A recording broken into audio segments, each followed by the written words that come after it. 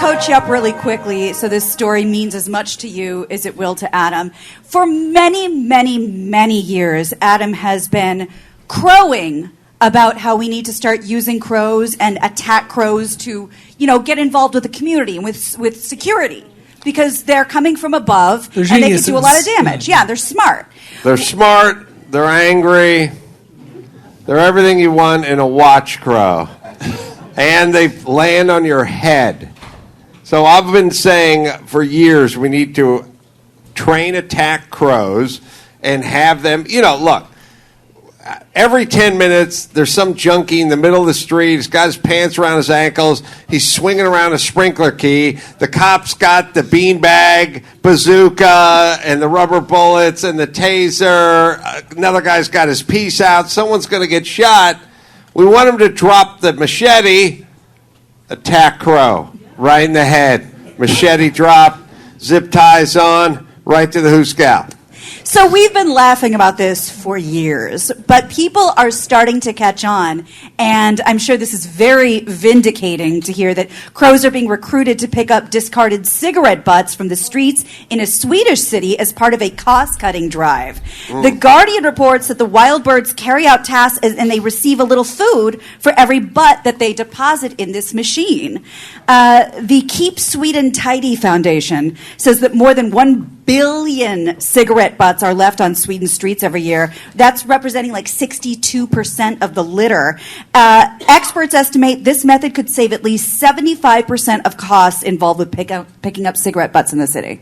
Well, cigarette butts, in terms of litter, they're the toughest nut to crack. You can't stab it with the stick with the nail on it. It's always grody. It's in the gutter. It's down there. It's all wet.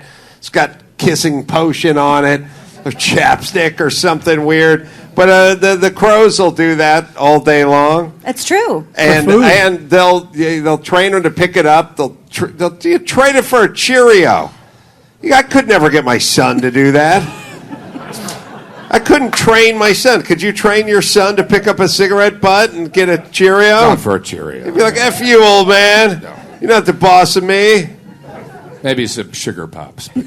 Not cheer. So for nothing, you train these things, and they just fly around and clean stuff up. That's right. But then I never really thought about this. But then is there going to be a situation where some guy's smoking like out front of the restaurant? There's a bunch of crows, it's a hungry crow hanging out. Going, you done with that? So I'm not done with it yet. Well, I think you are. I think you are. You're done. No, I got a few more drags left on this thing. Jesus Christ, let me put it out. Let me just take it now. What's the difference? And smokers would have to start traveling with a pocket full of Cheerios because every time they lit up, the crows would come bugging them, and they go, oh, okay, fine, I got you there. Rolling you them. Happy? Let me finish I come out to relax. I don't need this.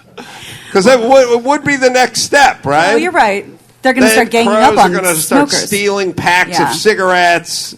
And, the guys are going to be selling Lucy's on the street, and the crows are going to start grabbing them and busting the filter off and cashing it in for Cheerios. They don't call us a murder for nothing. That's right. Speaking of next steps, we can't do this here in California. Someone's going to say the crows are exploited workers and working for Cheerios. That's never going to work. Oh, they're getting black wing, lung, something. They have lungs. Yeah, there's a class action suit. Yep. Some old gypsy lady says she represents the crows. Yeah, we couldn't. People would be too upset here. They wouldn't let crows. Oh, and here and then eventually the crows would form a union. Yep. And it'd be bilking Sacramento. Swaying elections. Yeah. Swaying elections. You got the crows on your side. Big Crow would be in your hip pocket. You couldn't win an election without Big Crow. There's always a backlash, though. There's a backlash to Big Crow? Yes. Yeah, I get it, but once they take control of the purse strings of Sacramento, and then they become our overlords, I've rethunk this whole thing. But bigger than the mask mandate, you think? On par. You've seen that crow that solves a puzzle on the computer. They're dropping the round peg in on the round hole and the hexagonal one on the hexagonal one, and it's like they solve problems. They're smart. They're mean. They're, if you want to work, if you want to study crows, I think it was a Stanford. Some doctors in Stanford wanted to study crows, and they had to go get to the crow's nest, get the eggs out or get the chicks out. They recognized their faces and started attacking them, so they had to go out there, probably like Point Break with a Ronald Reagan mask on. That's right. 21 years from now, he'd be 137 years old. Sorry, go ahead, Gina. All right. Well, according to government officials in Arizona, the state has collected more than $196 million in taxes from the state, and that's all from marijuana sales. That means people there purchased more than $1.2 billion worth of marijuana, about $700 billion for medical purposes and $500 billion for recreational. And most of that tax revenue will be spent to help fund education, so they say. By the way, does it ever work, the funding of... There's two things that never work. The funding of education and, 7 cents from every gallon of gas sold is going toward the roads you drive. It's always a shit show. They somehow get worse. Kids always get dumber and roads get more potholes. It just somehow we can't figure out a way to take money and put it into something. But whenever... it is kind of interesting because they whenever it's like something like pot, they go like, "Hey, you want to sell pot?" And they go, "Yeah, we're gonna do it. We're gonna sanction it. The government's gonna sanction it. The state's gonna sanction it." And then someone goes, "Whoa, I don't know if I like the idea of the government selling drugs." No. The money's going to the kids.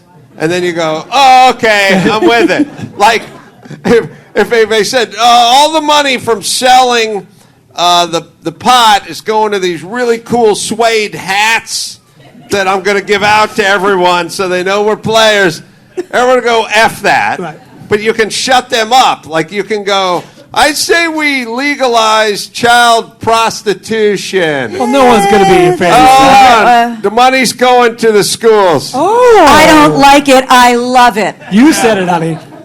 Remember my idea about using live puppies and air cannons to test metallurgy on jet engines? Yeah, we were not for that. That's disgusting. Money's going to the schools, people. Hold on. Well, yeah, now you've got Let me him intrigued. speak.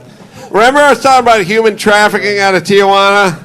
Yeah, very You guys much got on your against high that. horses, Well, but never that's do really, that. really generate a lot of money because a lot of those guys have a lot of extra income. Yeah, but Yeah, that's that's horrible. Money's ill-gotten going to the gains. schools. Oh, okay. So let's just Tell me more. let's get this paperwork done. Well, it's like you've mentioned so many times about legal gambling, the lottery. Yes. Where I think that goes to school. The lottery's going to, yeah, right. Gambling, drugs, yeah, it's going to schools. Except for, I've lived in L.A. my entire life, and I was there before the lottery, and the schools were a fair bit better before the lottery, and now we have the lottery, and they're a fair bit worse with the lottery. So I'm not really doing the math. But I always find it ironic that the money from the lottery is going to the schools, because if there was ever a school counselor that talked to their 11th grader and just went, "I'm out of ideas, you got to play the lottery, dude, because that's the only way out for you," that guy would be fired. So it's a weird connection between the lottery and schools, because the school is essentially the opposite of the lottery. The lottery is hang out and smoke menthol cigarettes and drink beer out of a can and hope that God smiles on you and wins this lottery for you. And the school is all about train, study, rehearse, do a couple of rails, practice the piano for 12 hours at a time. It's all about diligence. Whatever happened to the idea that our school taxes actually go pay for the schools? I mean, it worked when I was growing up. Why doesn't it work anymore? I don't know, and I've never signed off on the straight line between money and successful education. I mean, first off, people went to school in one-room schoolhouses. They read by candlelight at night. They wrote with a quill, a ballpoint quill, but a quill nonetheless. the point is like this notion of like we just keep funneling money at them. What the hell's money have? You study when you get home, you read a book, or you don't. How much money do you need for that? Why is it always like their schools are underfunded? You need a seat with a desk that's welded to it, and a number 2 pencil, and a little something called gumption. Sorry. There you go. Thank you. Well said. Parents, look. I don't want to get on my high horse, but look, if the parents don't give a shit, then it's all over. If the parents care and do the homework and work with the kids, then they'll be fine. Nothing the teachers are going to do. Well, speaking of shortages, Domino's Pizza is not immune to the staff shortages. So many companies are, they're struggling with these days. So the pizza delivery chain is offering to pay customers to deliver their own pizza. I saw this. Yeah, Domino's will now pay you $3. They give you a tip. That's Like, right, we'll tip a $3 tip Yeah. if you place your order online and then come pick it up yourself. It is a tip. It'll be paid in the form of a credit for a future order. The promotion is scheduled to run now through May 22nd, so get ordering. I'm not going to chance not being able to avoid the Noid. Yeah. I'm not leaving my house, picking up a Domino's pizza, knowing full well I'm going to run into this Noid. Who's going to kill the freshness? I've seen this Noid. You guys, have you been able to avoid the Noid? This guy doesn't avoid the Noid. He's befriended the Noid. It's an unholy alliance. Hitler and Mussolini. That's you and the Noid.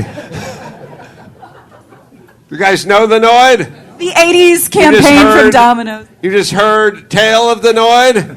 The Noid is our chupacabra. He looked like He's a little mythical jester. character that comes from the skies and hurts Americans. And steals the freshness Yeah. from your pizza. Hurts their pizzas. Dennis, have you been able to avoid the Noid in all your years? I guess I have. You've 'cause I have avoided no the idea Noid. what you're talking The about. Noid! Listen, how dare you? How dare you people who don't concentrate on commercials with your high hat? Oh, I'm too busy reading in a hot tub to know of what you speak. You guys have seen the Noid 187 times. You've just tuned out the Noid. But you can't avoid the Noid. You turn your back on the Noid, you can close your eyes and pretend we live in a Noidless society. A Noid void. I dream of a world where every child is born into a Noidless world.